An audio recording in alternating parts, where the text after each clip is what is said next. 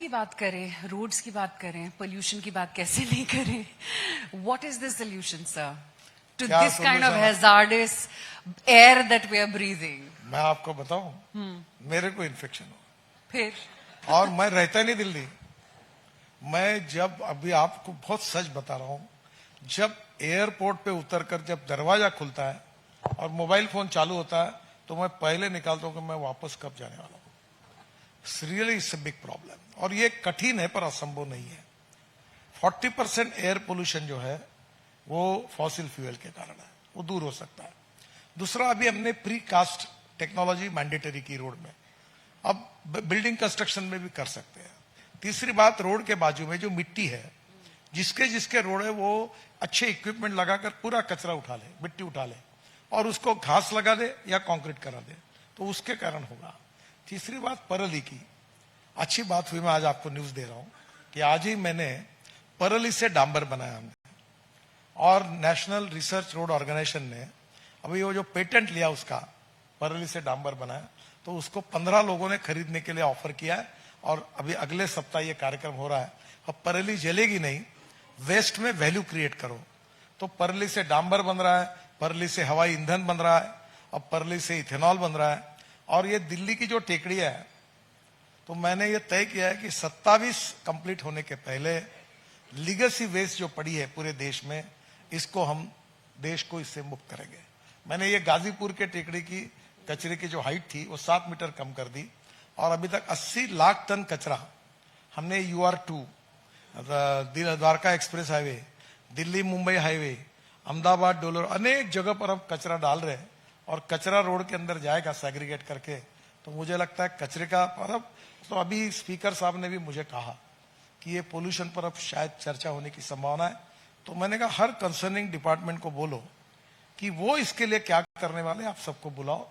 और ये महत्वपूर्ण है, मैं इसके महत्व को समझता हूं। अब मैं आपको, एक ने मुझे हेल्थ रिपोर्ट के बारे में बताया कि दिल्ली में इस प्रकार की स्थिति में रहना है, अपने जीवन को 10 साल से आयु को कम करना, इतना ये डेंजरस है। इसको किसी भी हालत में रिजॉल्व करना पड़ेगा। चीफ जस्टिस ऑफ इंडिया ने मुझे एक बार बुलाया था कि भाई क्या हो सकता है, तो मैंने किताब लिखी है, उनको दी है, मैं आपको दे दूंगा। पर मैं भी बहुत संवेदनशील हूं, पर ये बहुत कठिन और एक कॉम्प्लेक्स प्रॉब्लम है, इतना आसान नहीं है, पर इसके तरफ हमको जाना चाहिए, ये कोशिश करनी चाहिए, बहुत बड़ी आवश्यकता है और मैं जरूर मेरे तरफ से कोशिश करूंगा। पर गवर्नमेंट की तरफ से ज्यादा हाइब्रिड कार्स को पुश होगा। मैं हाइब्रिड कार में आया हूँ। कौन सी? फ्लेक्स इंजन की, अभी आया हूँ। उसका पोल्यूशन 0 है, उसका 100% इथेनॉल और चलते चलते 60% बिजली तैयार करती है। और उसका पेट्रोल के एवरेज में अगर तुलना करेंगे तो पेट्रोल का भाव 25 रुपए लीटर है। मैं 1.5 साल से 2 साल से यूज कर रहा हूं, कोई तकलीफ नहीं। नागपुर में भी यही फ्लेक्स इंजन की कार, अब Tata, Mahindra, Hyundai, Toyota, Suzuki, सबका इंजन तैयार है।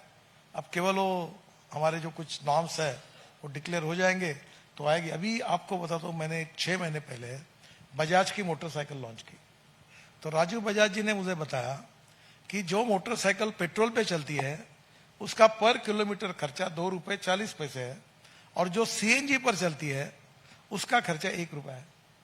तो ये आप बताइए कि CNG, इथेनॉल, ये कॉस्ट इफेक्टिव है, ये पैसे बचाने वाली बात है, पोल्यूशन को समाप्त करने वाली बात है, गांव, गरीब, मजदूर, किसान का कल्याण करने वाली बात है। और देश के इकोनॉमी में इतना इंपोर्ट होता है, ये भी हम कम करेंगे। तो ये फ्लेक्स हो। दूसरी बात और एक बताता हूँ, लोग मुझे पूछते, तुम बोलते हाइड्रोजन पे जाओ, इथेनॉल पे जाओ, इलेक्ट्रिक पे जाओ, ये सब होगा तो क्या होगा? अब मुझे इसका सही उत्तर नहीं मैंने देना चाहिए, पर आप देता हूं। इतनी पटक पटक के हमने मेहनत करने के बाद भी 22 लाख करोड़ का इंपोर्ट बढ़ते जा रहा है।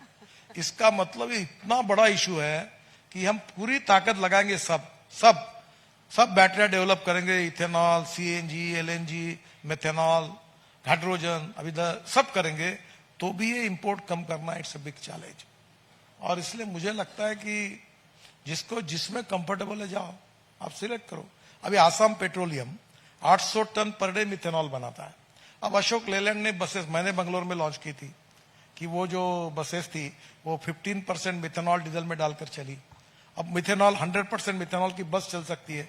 तो मैंने आसाम के मुख्यमंत्री को कहा कि तुम्हारे नॉर्थ ईस्ट स्टेट में मिथेनॉल के ट्रक और बसेस तुम चलाओ, पर ये दिल्ली में चलाना मुश्किल है क्योंकि यहाँ मिथेनॉल नहीं। तो यहाँ परली से इथेनॉल बनेगा। कहीं अभी 400 प्रोजेक्ट है जो परली से सीएनजी बना रहे हैं।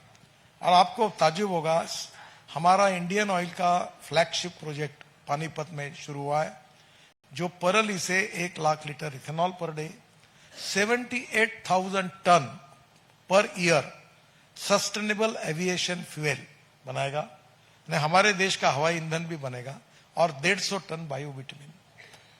इंपोर्ट करना पड़ता है बिटुमिन, हवाई ईंधन हम इंपोर्ट कर रहे हैं।